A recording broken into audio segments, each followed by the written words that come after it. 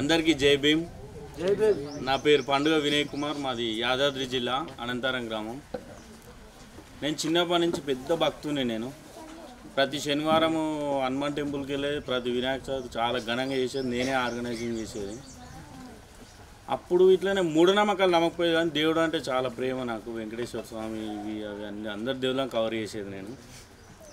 అయితే మా స్కూల్ ఇంకా ఇంటర్వెల్ టైంలో అట్లా బయటకు పోయేది మేము వాష్రూమ్ కానీ, అక్కడ తిప్పేసేది ఆనకాయలు కానీ నిమ్మకాయలు, ఆనకాయలు ఇట్లేదు, అన్నం ముద్దలు అవి ఇవి పెట్టేది. మా దోస్తులు దూరం నుంచి నడుచుకుంటూ పోతే నేను కావాలని ఎగిరి తన్నేది వాటిని. నీకు అయితే తెలుస్తుందిరా, ఇక ఎక్స్పీరియన్స్ అయితే తెలుస్తా, నన్ను ఎమోషనల్గా భయపడేది, కానీ నేను కావాలి అని చూసేది అనమాట. అవుతుందేమో టెస్టింగ్ ఇట్లాంటివి చేసేది. గొర్రెల పండుగ ఇట్లా తిరిగేది కావాలని మేము.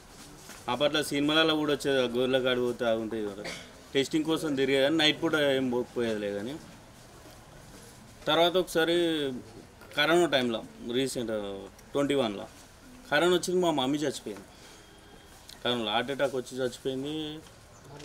ఈమె కరోనా వచ్చి చచ్చిపోయింది కదా, డైరెక్ట్ తీసుకోవాలి అక్కడికి, ఇంటికేం తీసుకొచ్చారు అని సర్పంచ్ వాళ్ళు వీళ్ళు అందరూ వచ్చారు ఇంటి దగ్గరికి. మేము ఉంచుతాం, పొద్దునే సాగు చేస్తామని మేము, వద్దొద్దు నైటే తీసేయాలని వాళ్ళు. నైట్ మా అమ్మని ఒక ట్రాక్టర్లో అందులో వేసుకొని తీసుకొని ఆడ జేసీబీ పొక్కతోడి అందులో వేసేసి మూసేసారు. మేము హిందువులం కదా, అందరి లెక్కల నేను తలవరి పట్టాలి కదా. ఇవన్నీ ఎమోషన్స్ అనమాట. మా అమ్మకి ఏం జరగకుండా ఏం లేకుండా పోతుంది. అది బాగా నాకు చాలా బాధ అనిపించింది. నేను దేవుని ఇంట్లో పోయి దీపం పట్టుకొని వచ్చిన, కనీసం తలకాడ దీపం ఇట్లా పెడతారు కదా మన హిందూ సోళ్ళలో చనిపోతే.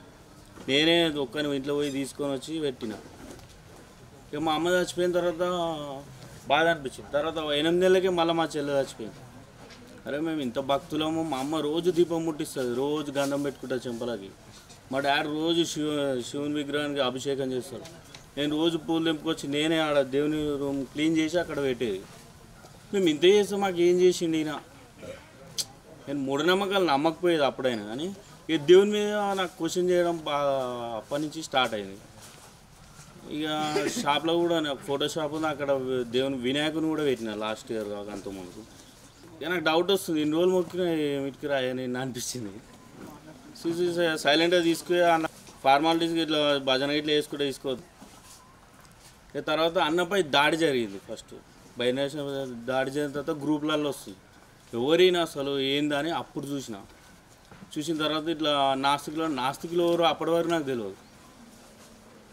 ఇక అన్న వీడియోస్ చూసి అన్నలానే మారిపోయినా మొత్తం నేను.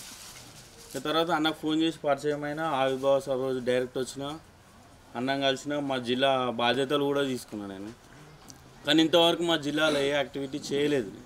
ఎందుకంటే మా ఊర్లో ఒక 3000 మంది పైన ఉంటారు, నేను ఒక్కరినే తీసినాయి.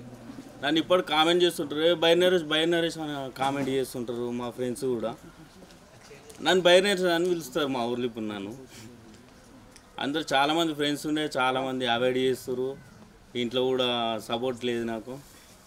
మా వైఫ్ కూడా మంచి భక్తురాలు, ఇప్పుడు శివరాత్రి మంచిగా చేస్తుండొచ్చు ఇంట్లో. మా నాన్న కూడా 2 ఫోటోలు ఉండే ఇంట్లో, 4 తెచ్చి పెట్టాడు. అంటే 2 కావాలని దులిపినట్టు చేసి 2 వాళ్ళ పెట్టినా. ఇప్పుడు ఒకటి ఉంది, హనుమాన్ ఫోటో ఒకటి ఉంది హాల్లో. దేవుని మంచి బ్రహ్మాండంగా ఉంటుంది, కానీ అవి నేనేం పట్టించుకోను, నేను అలా పోను. అర్థమైపోయింది ఫ్యామిలీకి కూడా. నా వంతు ప్రయత్నం నేను ఒక్కనైతే గట్టిగా దిగుదామని డిసైడ్ అయ్యి, ఇడికి ఇట్లా వద్దంటే బలవంతంగా వచ్చిన. ఎడికైతే ఆడు చూసుకుందాం. జై భీమ్. జై ఇన్సాన్.